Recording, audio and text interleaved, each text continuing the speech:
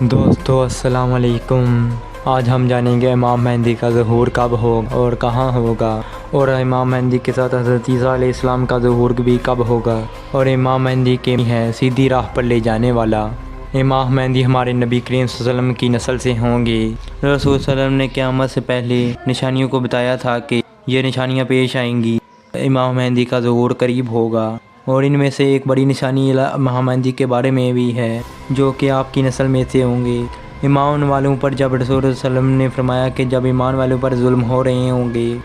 ایمان والے ہی ہر جگہ ستائے جا رہے ہوں گے، تب امام مہدی کا ظہور ہوگا اور وہ ظالموں کا مقابلہ کریں گے،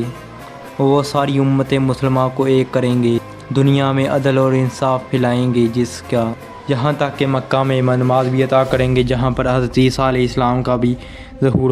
موجود ہوں گے۔ یہ دنیا میں ایسے لوگ بھی گزرے ہیں جنہوں نے اپنے وقار بڑھانے کے لیے امام مہدی ہونے کا دعویٰ کیا، لیکن کچھ لوگ اپنی آنکھوں پر پٹی باندھ کر ان کے پیچھے چل پڑے۔ اور بات کریں ان کے بارے میں، فارس کے باب اور ہندوستان کے مرزا غلام احمد،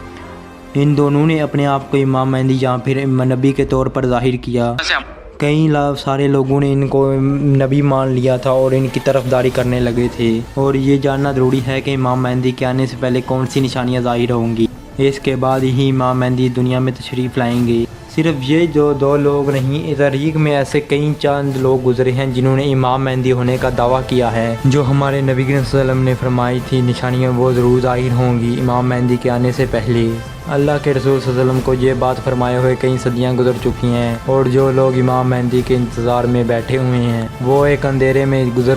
جی رہے ہیں، وہ انہیں لگتا ہے کہ ان کے وقت میں امام مہدی آئیں گے اور ان کی حفاظت کریں گے۔ نہ ہی وہ قرآن پر اعتبار کر رہے ہیں اور نہ ہی اللہ کے رسول صلی اللہ علیہ وآلہ وسلم پر۔ جس طرح یروشلم کو فتح کرنے کے لیے صلاح الدین ایوبی نے اپنی فوج کے ساتھ، یہاں تک کہ اس نے اپنے کئی ساتھیوں کو بھی قتل کروا دیا تھا کیونکہ وہ اس کو امام مہدی نہیں مان رہے تھے، اس پر اسے بہت جلال آیا۔ جیسا کہ ہمارے نبی کریم صلی اللہ علیہ وسلم نے اپنی حدیث میں